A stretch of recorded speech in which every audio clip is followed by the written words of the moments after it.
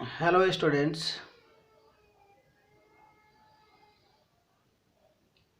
पिछले एक्सरसाइज में हम लोगों ने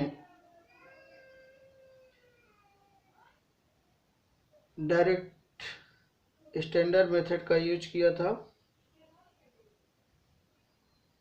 तो स्टैंडर्ड रिजल्ट जो होता है डायरेक्टली यूज किया गया था, लेकिन कुछ फंक्शंस ऐसे होते हैं जिनको हम डायरेक्टली स्टैंडर्ड फॉर्म ऑब्टेन नहीं कर सकते, जो स्टैंडर्ड फॉर्म में डायरेक्टली रिप्रेजेंट नहीं कर सकते हम, उनके लिए जो होता है हमारे पास कुछ अलग से मेथड्स हैं।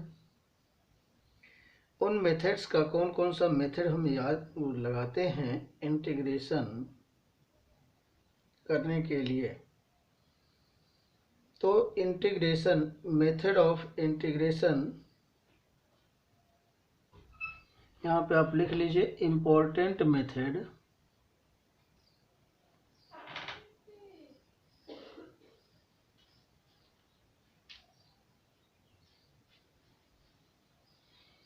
important methods of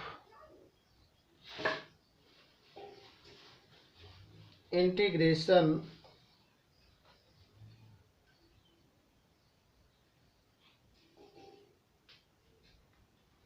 ये इम्पोर्टेंट मेथड ऑफ इंटीग्रेशन है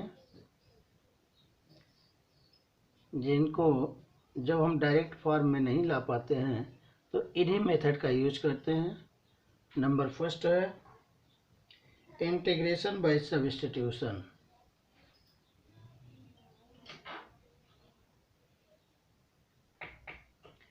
integration by substitution.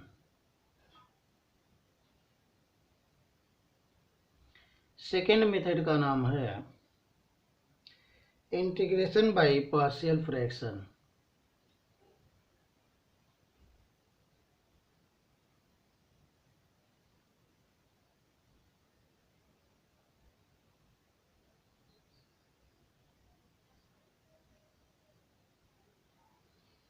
Integration by partial fraction. Third आपका है इंटीग्रेशन बाय पार्ट्स।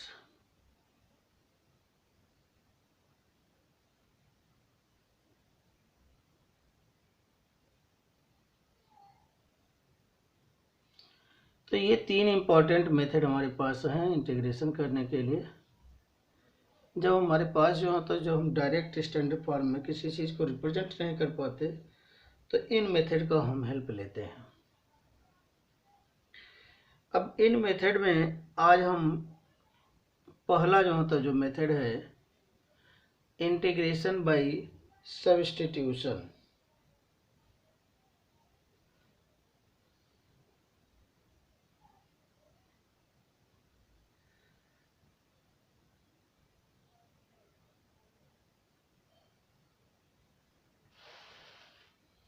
तो यहाँ पे आप इंटीग्रेशन बाय सब्स्टिट्यूशन पहला मेथड हम लेंगे। By proper substitution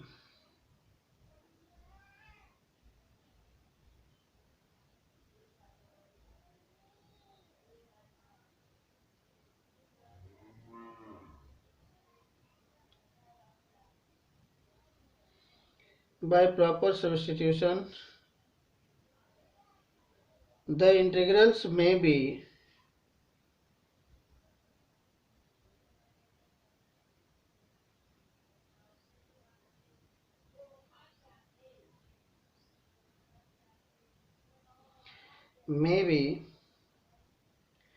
reduced to standard form.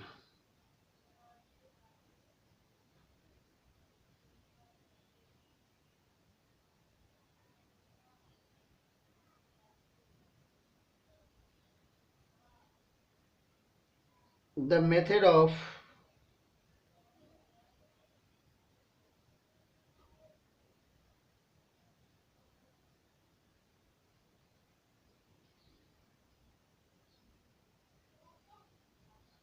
Finding the integrals by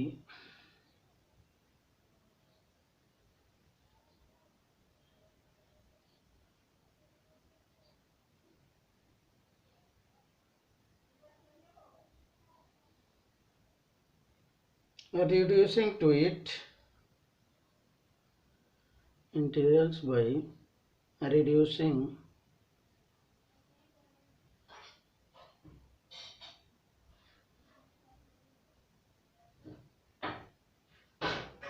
it to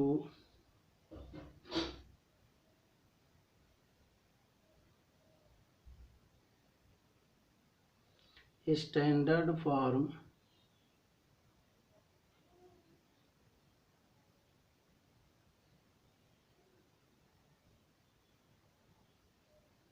by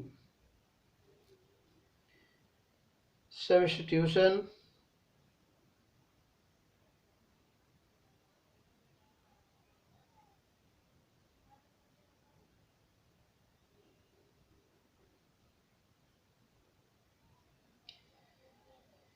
is called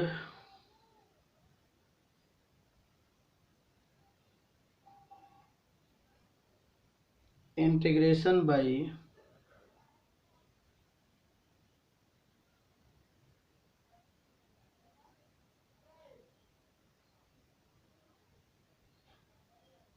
substitution।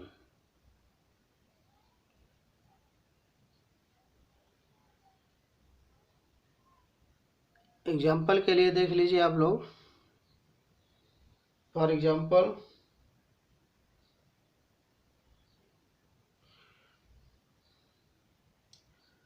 अगर किसी फंक्शन का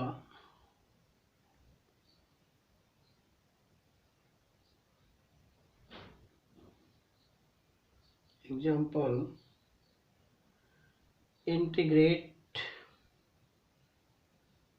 integral of f of x function dot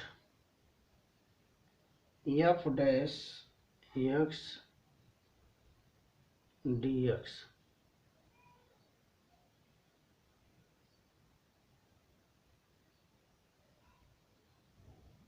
is equal to integral of t dx।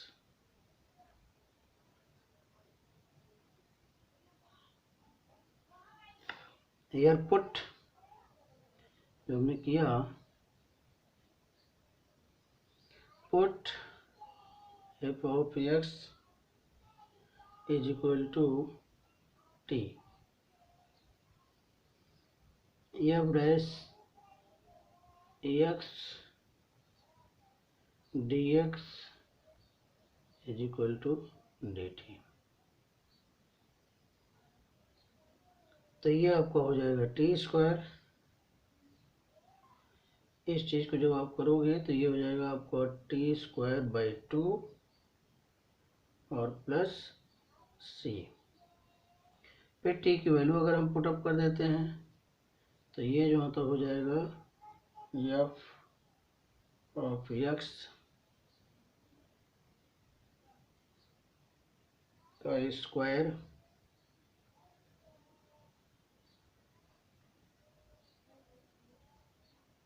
Upon 2 plus सी। इस तरह से जब ये function है उसका फिर डेरिवेटिव है तो हम अगर फंक्शन को जो होता है टी मान लेते हैं तो उसका डेरिवेटिव जो होगा derivative d x is equal to d t हो जाएगा। अब इसी को जो होता है हम जो टी माने हैं तो यहाँ पे जो होता है एफ एक्स हमने टी मान लिया, ये F dash x d x जो होता है क्या हो जाएगा डी टी हो जाएगा। सॉरी यहाँ पे डी टी हो जाएगा ये। तो अब ये हो गया आपका टी डी टी को जो होता है वो स्टैंडर्ड फॉर्म में आपका आ गया, क्योंकि जो होता है जो इंटीग्रल ऑफ यहाँ पे हम बता दें आपको कि इसके पहले जो आप ये थे integral of x to power n is equal to n x to power n plus 1 upon n plus 1 इस फार्मूले के रूप में आ गया है ये। तो जब इस फार्मूले के रूप में हम कन्वर्ट कर लेते हैं तो यहाँ पे ये चीज़ जो होता है हमारा हो जाएगा टी इसके पावर 1 है तो 1 + 1 2 हो जाएगा, अपॉन 1 + 1 2 और प्लस c हो जाएगा कांस्टेंट टर्म। अब यही जो होता है t की फिर वैल्यू हम पुटअप कर देंगे। हमने t क्या माना था f(x), तो ये जो होता है f(x) हो जाएगा, स्क्वायर है तो स्क्वायर कर दिए बाई 2 और प्लस c।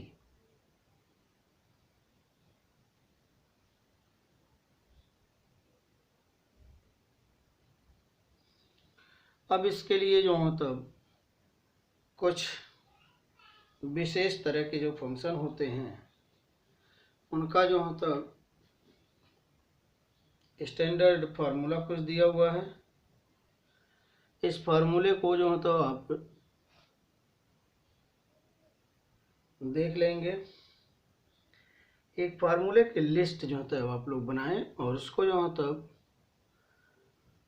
शो करें हमें कि आपने क्या क्या फार्मूला लिखा है। अगर कोई फार्मूला आपसे छूटता है तो मैं फिर उसके बाद जो होता है उसको रिकमेंड कर दूंगा आपको, लेकिन आप फार्मूले की लिस्ट बनाइए। और इस कैलकुलस पोर्शन में आपके जो स्पेशली इंटीग्रेशन और डिफरेंशिएशन है, इसमें आपके ऑल ओवर बुक्स के फार्मूले आ जाते हैं। जैसे ट्रिग्नोमेट्री के फार्मूले आ जाएंगे, अलजेब्रा के फार्मूले आ जाएंगे, और जो होता है इसमें कैलकुलस में जो आपका एंटी डेरिवेटिव डेरिवेटिव का है, फिर उसके बाद आपका जो होता आ जाएगा इसमें से जो चैप्टर आपका है मैट्रिक्स का, और जो होता ये सारे चैप्टर्स जो होता ऑल ओवर फार्मूले आपके जो होता इसमें से लगते हैं कैलकुलस में।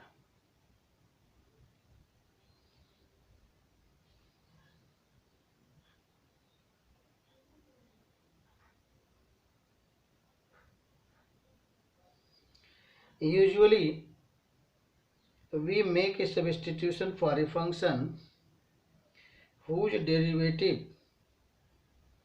also occur in the integrand. Thus integrand is mentally broken into two parts.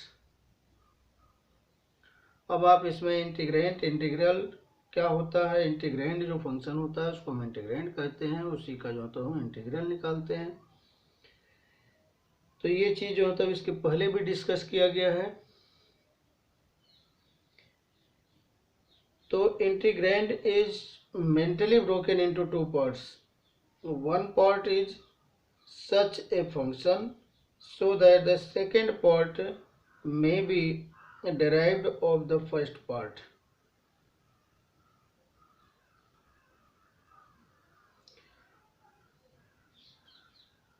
अब इसी चीज को जो होता है जैसे इंटीग्रैंड को जो होता है आपको दो पार्ट्स में ब्रोकन करना है। तो ये जो होता है आई इज इक्वल टू अगर दिया हुआ आपका f(x) dx,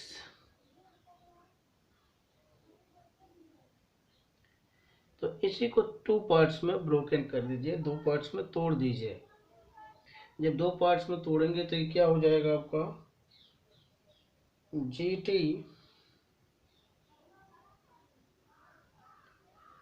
और ये g''t। इस तरह से इसको दो पार्ट्स में ब्रोकन कर दीजिए, तोड़ दीजिए, और ये हो जाएगा आपका dt। एक चीज ध्यान दीजिएगा कि ये dt पहले था क्या dx के बाद हमको क्यों लिखते हैं dt, क्योंकि इसी dx से हम जो होता है इसको जब t के रूप में लेते हैं तो ये dx को हम dt में कन्वर्ट करते हैं।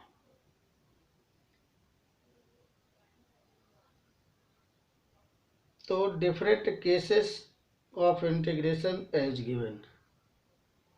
तो जब इसको इस तरह से दो पार्ट्स में हो तो आप ब्रोकन कर देंगे gt और g''t dt। ये चीज आपका स्टैंडर्ड फॉर्म में लाने के लिए यूजफुल होता है। चलिए अब इसके बाद जो तो different cases of substitution.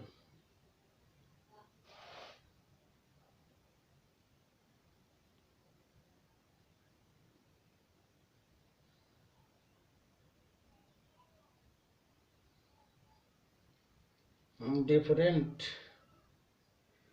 Cases of substitution.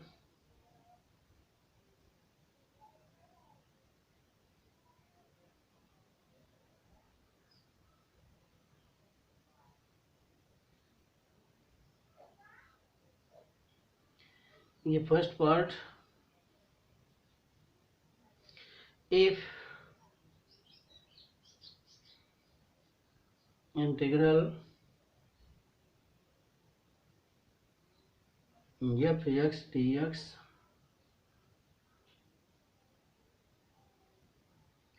Is equal to 5x plus c,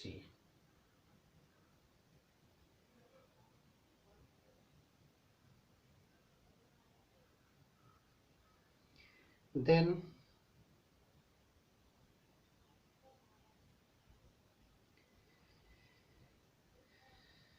f ax plus b dx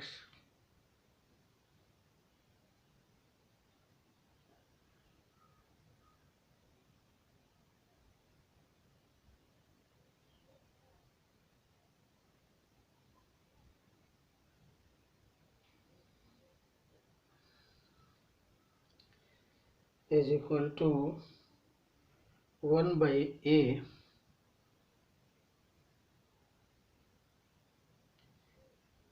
phi ax plus b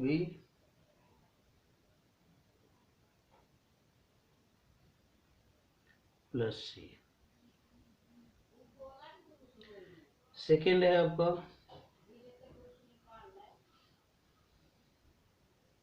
integral of f dash x upon f x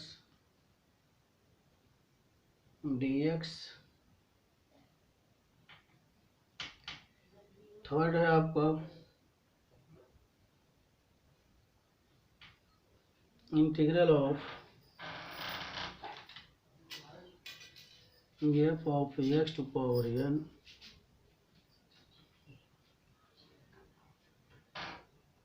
F dash x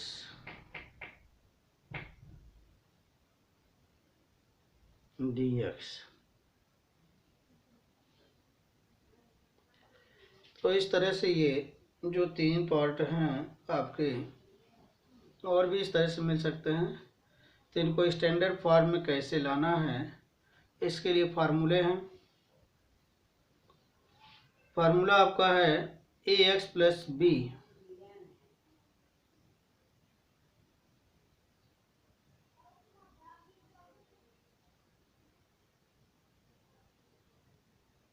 चलो इस फार्मूले को हम formulate कर ही देते हैं।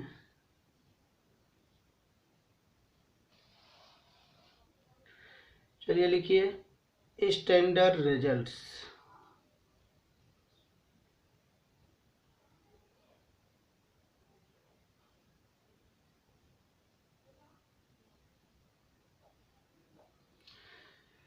अब इसमें जो होता है आपका फर्स्ट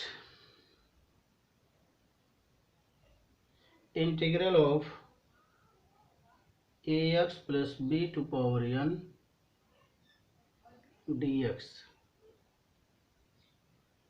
ये हो जाएगा is equal to 1 upon a x plus b to power n plus 1 upon n plus 1, और ये हो जाएगा प्लस c। यहाँ पे n is not is equal to -1।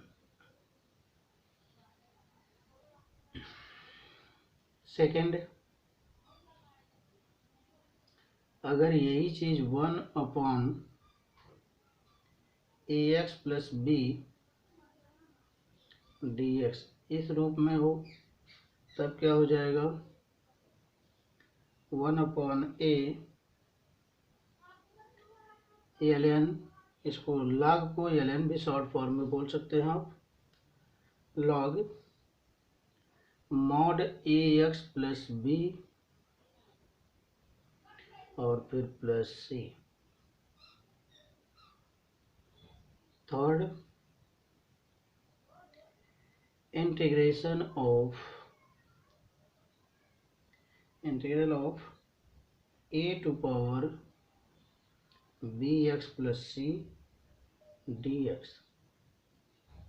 Is equal to 1/b a to power bx plus c upon log e base a plus c।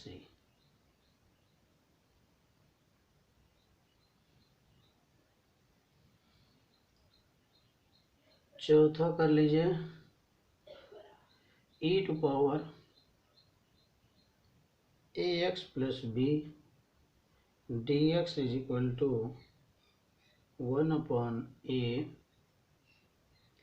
e to power ax plus b और plus c।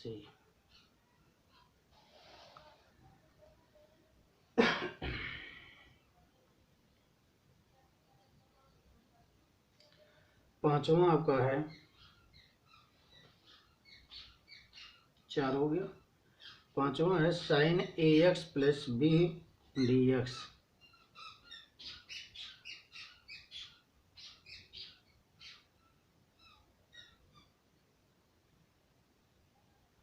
Integration sine लगाते जाइएगा is equal to, ये हो जाएगा 1/a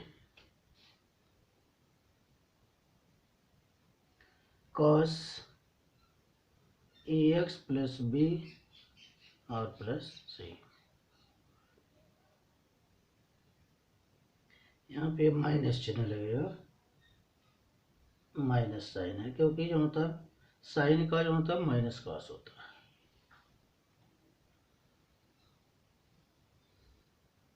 फिर इसी तरह से छठा है cos ax plus b dx is equal to, ये हो जाएगा 1/a sine ax plus b plus c।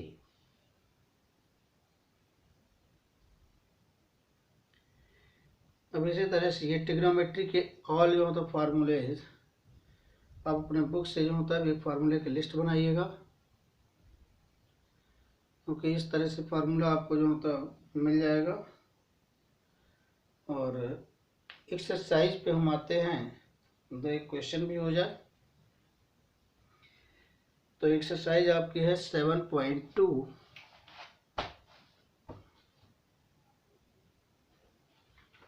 नहीं तो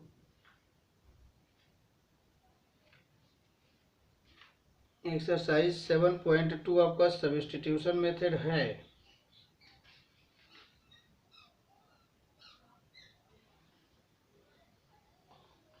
अब आप जैसे देखें, पहला ही क्वेश्चन इसका है एक्सरसाइज 7.2। यहाँ पे एक्सरसाइज नंबर डाल दीजिए और दो एक क्वेश्चन करवा देते हैं।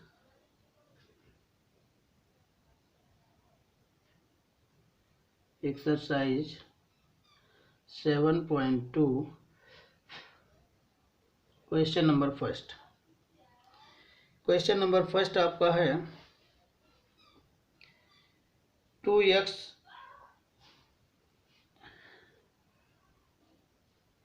Upon 1 plus x square dx। हमको इसी को इंटीग्रेशन करना है। अब हम क्या करते हैं, क्योंकि सब्स्टिट्यूशन मेथड जो है तो यहाँ अप्लाई करते हैं, तो ये न्यूमरेटर है डिनोमिनेटर है। जब भी आप सब्स्टिट्यूशन का जो मतलब करें तो मोस्टली डिनोमिनेटर को एक्सपेंड ना करें, कभी भी डिनोमिनेटर को एक्सपेंड ना करें, इससे कुछ मिलने वाला नहीं होता है। जो भी एक्सपेंड करना होता है न्यूमरेटर को एक्सपेंड करें, डिनोमिनेटर को जो होता है उसमें से कुछ पार्ट्स मान सकते हैं t, जैसा कि उसका डेरिवेटिव रहे, और या तो पूरे पार्ट्स को जो होता है मान सकते हैं। तो हम यहाँ पे जो होता है अगर ये 1+x², यहाँ देखिए कि 1+x² को अगर हम डेराइव करें, तो जब हम डेराइव करेंगे तो ये चीज़ हमको मिल जाएगा, क्योंकि 1 का अगर हम डेरिवेटिव करते हैं तो ये तो हो जाएगा 0। x² का डेरिवेटिव करेंगे तो क्या मिल जाएगा 2x, और 2x dx को हम क्या बदल देंगे dt में। तो चलिए हम यहाँ पे लिखते हैं पुट 1+x² t। अब ये 1+x² तो हमने t मान लिया, लेकिन यहाँ अगर हम t केवल पुटअप कर देते हैं तो ये 2x/t हो जाएगा, ये dx भी है, तो यहाँ x और t दो जो मतलब हो जाएंगे वेरिएबल। इसलिए अब हम क्या करते हैं कि डेरिवेटिव बोथ साइड, तो ये जो मतलब 1 का जो मतलब d/dx ऑफ 1, अगर आप इंटीग्रेशन के हिसाब से चलते हैं d/dx of 1 plus d/dx x² is equal to, ये चीज़ जो तो हो जाएगा आपका dt बाई dx। तो यहाँ पे आपका 1 का हो जाएगा 0 प्लस ये हो जाएगा आपका 2x dx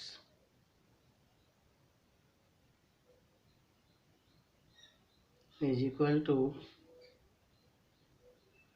या इसको जो होता है डेरिवेटिव डायरेक्ट आप कर सकते हो, ये चीज़ मत लिखो। 1 का हो जाएगा 0 और ये हो जाएगा 2x, ये हो जाएगा is equal to dt/dx।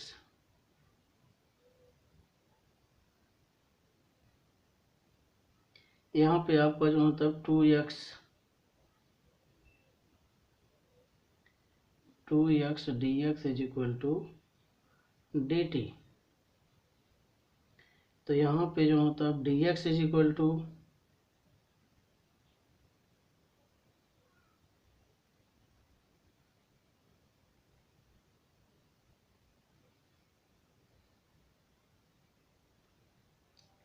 dx is equal to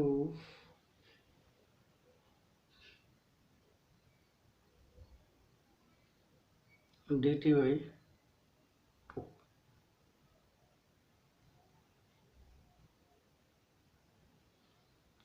अब यहाँ पे dx की जगह पे आप इसको रखोगे, तो ये चीज़ आपका जो मतलब जो रिजल्ट देगा dt/t, ये 2x इज इक्वल टू क्या मिल गया आपको dt मिल गया, 2x इज इक्वल टू क्या मिल गया dt। इसको फिर से फ्रेश लिख लो। यहाँ पे अगर हम 1+x² is equal to t मानते हैं, तो जब बहुत सारे डेरिवेटिव करेंगे तो ये जो मतलब 0 हो जाएगा, इसका ये हो जाएगा 2x इज इक्वल टू ये हो जाएगा आपको dt। तो ये 2x dt, 2x की जगह हम क्या लिख सकते हैं dt, तो ये dt/t ये तो मिलेगा आपको। तो ये जो मतलब हो जाएगा आपका dt/t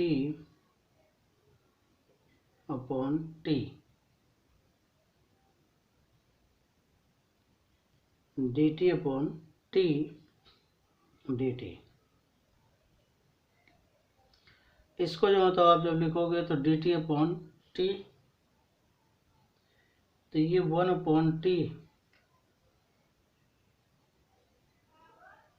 1/t का जो मतलब हो जाता है log t प्लस c। अब यहाँ पे log t प्लस c, तो log हो जाएगा आपका t का वैल्यू आप पुटअप करोगे, तो log mod 1+x² और प्लस c।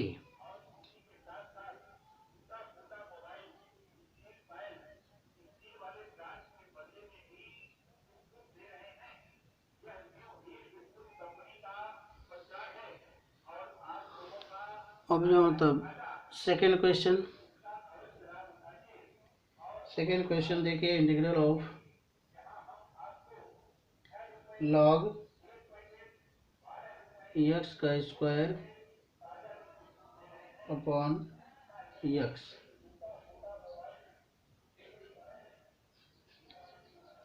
यहाँ पे आप पुटअप करें log x is equal to t, तो 1/x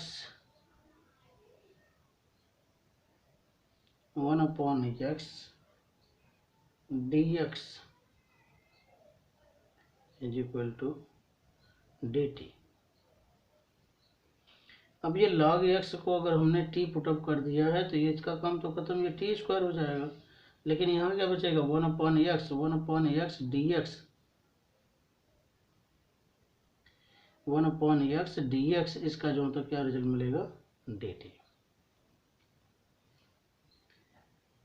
अब इस चीज को जो तो आप लिख सकते हो, ये हो जाएगा T square upon T square dt, T square dt, और ये हो जाएगा इज इक्वल टू, अब ये फिर फार्मूला आपका लग जाएगा यहाँ पे, integral of x to power n is equal to, ये हो जाएगा x to power n plus 1 upon n plus 1। इस फार्मूले पे आ जाइए तो ये हो जाएगा टी क्यूब अपॉन 3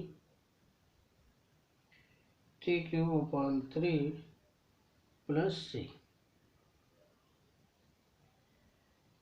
जब आपका इंटीग्रेशन साइन हटा तो जो होता है ये आपका प्लस सी आ जाएगा कांस्टेंट टर्म के लिए। अब यहाँ पे टी की वैल्यू आप पुटअप कर सकते हो, तो टी की वैल्यू पुटअप करोगे जब, तो ये हो जाएगा लॉग, टी की वैल्यू क्या है, लॉग एक्स, तो लॉग मॉड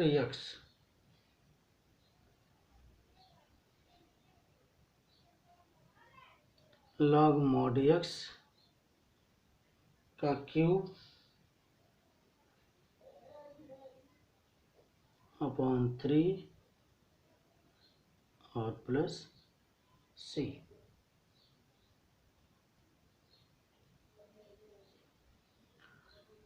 आगे जो होता है सब्स्टिट्यूशन इसी तरह से होगा।